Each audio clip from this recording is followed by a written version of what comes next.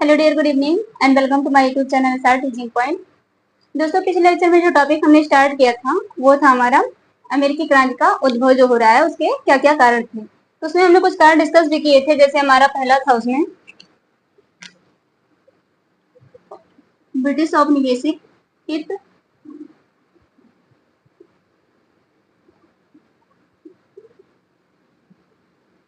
हित हुआ अमेरिकी लोगों के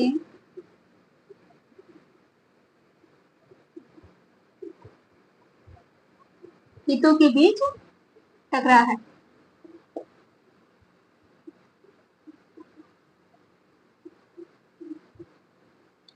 इसमें हमने देखा था कि कानून हिलाया गया था, एक नौ परिवहन कानून 1651 का।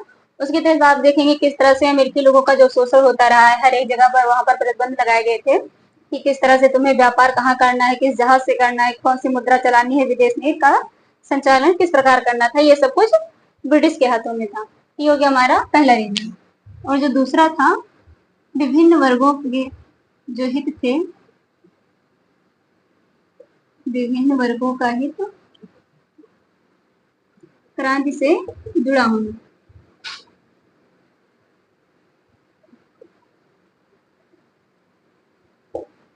अर्थात हमने देखा था कि जो एक क्रांति होगी उससे किन किन वर्गों को फायदा होगा। तो उसमें हमने देखा था जो व्यापारी वर्ग थे उनको फायदा हो रहा था, तस्कर लोगों को फायदा हो रहा था। उसी में जो राजनेता थे, जो भी छात्र और बुद्धिजीवी थे, उन सबको अपना अपना फायदा हो रहा था। तो इस कारण से वो लोग क्रांति चाहते थे। इसी में कुछ ऐसे भी ग्रुप थे जो क्रांति नहीं चाहते थे। इसमें आप देखेंगे जो रेडिनियंस की हमने बात की थी। इसके बाद तीसरा जो हमारा रीजन आता है, इसमें कारण आता है, वो है विचारधारा का प्रभाव।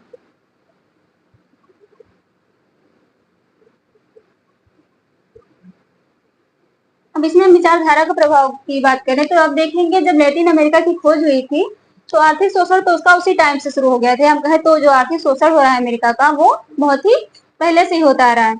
लेकिन यहाँ देखेंगे जो विद्रोह के लिए उतारू हुए हैं वो 1770 के दशक में। यहीं पे हमारी जो विचारधारा की बात आती है। तो यहाँ हम देखेंगे जो ये शोषण है वो देर काल से हो रहा था, लेकिन 1770 के दशक में ये लोग विद्रोह के लिए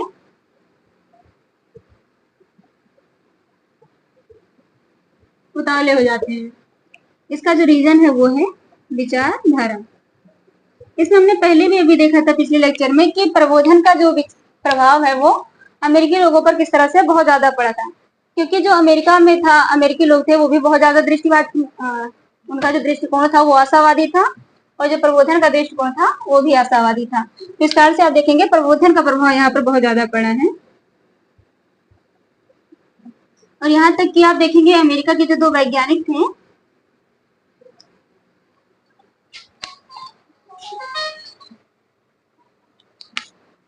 थॉमस जेफरसन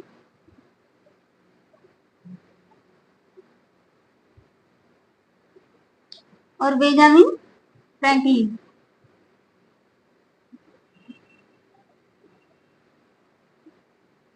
इन लोगों ने यूरोप की यात्रा भी की थी और वहीं से अपने साथ जो है यूरोपीय विचार लाए थे, जिस कारण से हम कहें तो यहाँ पर फैलाए और यहाँ पर क्रांति को प्रोत्साहन दिया। ये हो गया हमारे तीन कारण इसके। जो चौथा कारण है हमारा वो है संवैधानिक मतभेद। 4 नंबर हमारा है संवैधानिक मतभेद।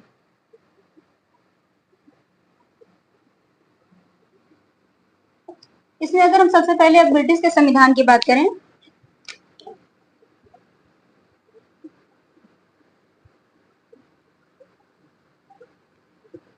तो इसमें आप देखेंगे आएगा सबसे पहले विधानमंडल।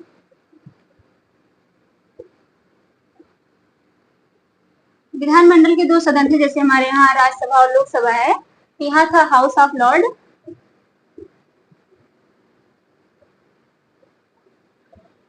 और हाउस ऑफ कॉमन्स।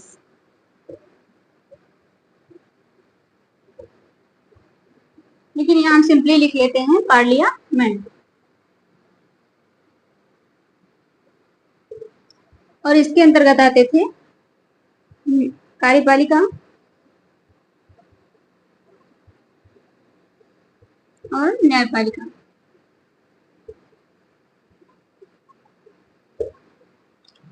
यहाँ आप देखेंगे जो कार्यपालिका और न्यायपालिका है, ये पार्लियामेंट के अंतर्गत है, इसे ही हम कहते हैं डिफ्यूजन ऑफ पावर।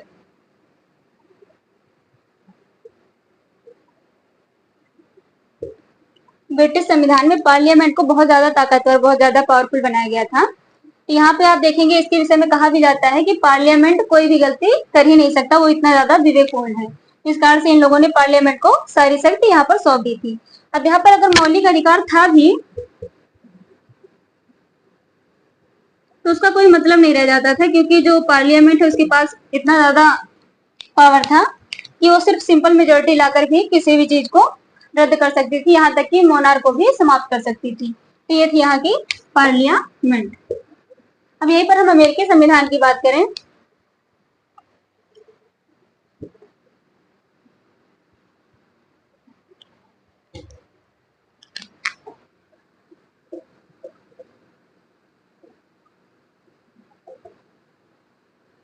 तो इसमें आप देखेंगे जो यहाँ पर सबसे पहले महत्व दिया गया है वो है व्यक्ति की स्वतंत्रता, या हम कहें तो प्राकृतिक अधिकार। अर्थात इनका कहना है कि व्यक्ति के पास कुछ अधिकार ऐसे होते हैं जिन्हें कोई भी समाप्त नहीं कर सकता या उनसे कोई भी छीन नहीं सकता, और ये अधिकार उनके पास जन्म से होते हैं। ये जो इन्हें कोई भी नहीं समाप्त कर सकता, इनका डायरेक्ट ये जो यहाँ से था लिंक कि ब्रिटिश की पार्लियामेंट भी नहीं कर सकती। तो इस तरह से आप देखेंगे जो मतभेद था सबसे पहला यहीं पर था। अमेरिकी लोग जो है वो मॉन्टेस्क्यू के सिद्धांत को बल देते हैं, जो उन्होंने कहा था पृथक्करण का सिद्धांत, जैसे कहें तो पृथक्करण की बात की थी। और यहाँ आप देखेंगे ये डिफ्यूजन की बात की गई है, जो कि यहाँ पर सेपरेशन की। अर्थात यहाँ पर जो कार्यपालिका है, न्यायपालिका व विधानमंडल तीनों अलग अलग है, जबकि यहाँ आप देखेंगे जो कार्यपालिका और न्यायपालिका ये पार्लियामेंट के अंतर्गत ही आती है। तो ये था डिफ्यूजन ऑफ पावर, ये है सेपरेशन ऑफ पावर। तो जो सबसे बड़ा यहाँ पर मतभेद होता है, क्योंकि ये लोग पार्लियामेंट को सबसे ज्यादा ताकतवर मानते हैं और इनका मानना है कि कोई भी चीज हो वो सब पार्लियामेंट के बाद ही आएगी, लेकिन ये लोग प्राकृतिक अधिकार को सबसे ऊपर रखते हैं। तो ये था इनके संविधानों के बीच जो मतभेद था। अब इसमें लास्ट जो हमारा कारण आता है वो है तात्कालिक कारण, जिसमें हमारा पांचवा रीजन है, कारण है, वो है तात्कालिक कारण। इसके पीछे भी जो हमने बात की थी संविधान की, उसमें आप देखेंगे जो पार्लियामेंट था वो ज्यादा पावरफुल था, लेकिन हम स्टार्टिंग में बात करें तो राजतंत्र ज्यादा प्रभावी था।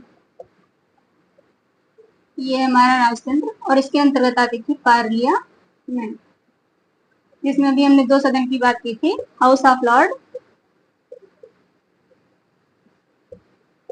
और यहाँ पर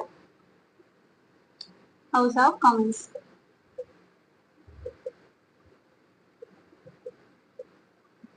इसमें आप देखेंगे जो ये हाउस ऑफ कॉमन्स है, इसमें जो बहुमत दल का नेता होता था वही बनाता था मंत्रिमंडल, और यहीं से पीएम वगैरह बनते थे। लेकिन ऐसा नहीं था कि हाउस ऑफ लॉर्ड से यहाँ पर मंत्री नहीं आ सकते थे, यहाँ से बीच में आते थे मंत्री। तो ये हो गया जो हमारा यहाँ के संविधान की बात हुई है। लेकिन हम जो आज का ब्रिटिश का संविधान देखते हैं वो पहले ऐसा बिल्कुल भी नहीं था, क्योंकि जिस टाइम हम लोगों ने संविधान बनाया अपना, उसी टाइम उसमें जो अंगीकृत, अधिनियमित और आत्मार्पित कर दिया था, ब्रिटिश को ऐसा करने में हजारों वर्ष लग गए। तो आप स्टार्टिंग में देखेंगे जो मोनार्क है वो पावरफुल होता था, लेकिन जब यहाँ पर 1688 में जो गौरवपूर्ण क्रांति हुई थी,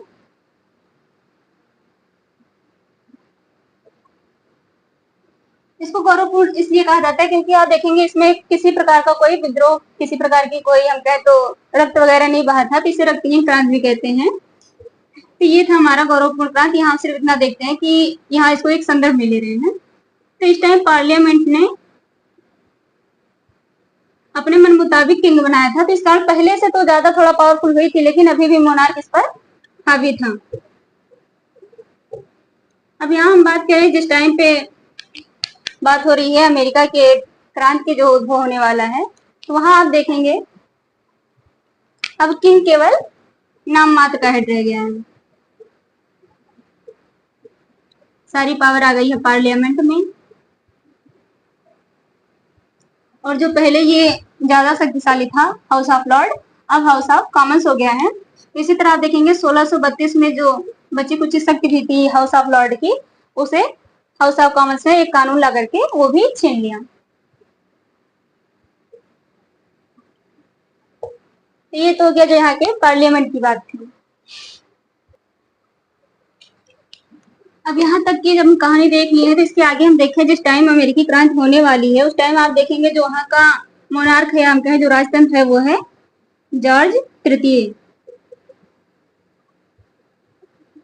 ये हैनोवर वंश का शासक है और ये हैनोवर वंश जो है वो जर्मनी का है। इसके पहले आप देखेंगे जो इनके पूर्वज थे जॉर्ज प्रथम और जॉर्ज द्वितीय। ये ज्यादातर अपने जर्मन में ही रहना पसंद करते थे, हैनोवर वंश में ही, तो इस कारण से ये ब्रिटेन में उतना ज्यादा नहीं रह पाते थे। तो इसका जो पूरा मिसयूज करती थी वो पार्लियामेंट करती थी, किसी भी प्रकार का कोई भी कानून लाके लागू कर देती थी। और जब शक्ति की बात होती थी, सॉरी साइन की जब बात होती थी, क्योंकि यहाँ पर मोनार्क की साइन जो चाहिए होती थी, क्योंकि ये जो जॉर्ज फर्स्ट और जॉर्ज सेकंड है इन्हें इंग्लिश नहीं आती थी, जर्मन जानते थे ये लोग, तो इसलिए पार्लियामेंट इंग्लिश में कुछ भी लिख करके इनसे साइन ले लेती थी। तो इसलिए धीरे धीरे इनकी जितनी भी पावर थी वो कम होती गई और पार्लियामेंट उतनी ही ज्यादा पावरफुल होती गई।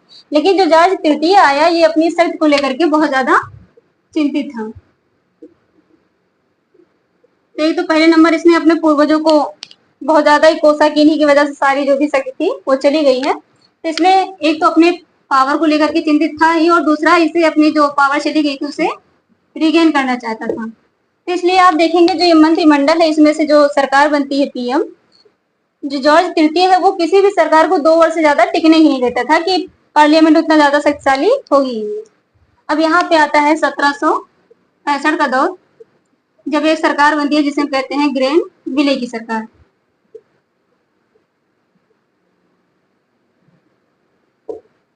अमेरिका की क्रांति के विषय में ऐसा कहा जाता है कि हमने अमेरिका को खो दिया क्योंकि जो ग्रेन विले है उसने वहां से आने वाले डाकों को पढ़ना शुरू कर दिया। अब इसका क्या मतलब है कि डाकू पढ़ना शुरू कर दिया? आप देखेंगे जो यहाँ पर इन्वेस्ट किया जाता था अमेरिका में, जो अमेरिका में इन्वेस्ट होता था रिटर्न उससे बहुत ही कम आता था। जब इसे ग्रेन विले ने देखा तो उन्हें लगा कि अब हमें इसके हित के लिए जो यहाँ के कुछ कानून है उसे सुधारना चाहिए, और उसी की प्रिपरेशन में आप देखेंगे जो कानून लगे हुए थे अमेरिका में पहले से ही, नौ परिवहन कानून, तस्कर के संदर्भ में जो लगे थे, तो आप देखेंगे ग्रेन विले ने इसे बहुत ही कठोरता से, ये सब पहले लगे तो थे लेकिन सिर्फ किताबी मात्र रह गए थे, अर्थात उतना ज्यादा इन्हें फॉलो नहीं किया जाता था। लेकिन जब ग्रेन विले ने इस तरह के अकाउंट को चेक किया कि यहाँ पर रिटर्न बहुत ज्यादा जो है कम आ रहा है, तो उन्होंने इसे बहुत ही कठोरता से लागू करने का आदेश दिया। और तीसरा जो उन्होंने काम किया अतिरिक्त कर के रूप में आप देखेंगे स्टाम्प एक्ट व शुगर एक्ट जैसे कर लगा दिए। यही जो कर इन्होंने लगाया, जो भी इन्हें कठोरता से लागू किया, इसी के आप देखेंगे विरोध में जो है अमेरिकी क्रांति का एक तरह से शुरुआत होती है। और जो 13 उपनिवेश थे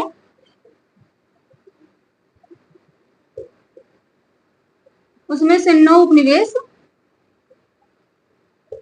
इकट्ठा होते हैं न्यूयॉर्क में और नारा देते हैं प्रतिनिधित्व के बिना कर नहीं।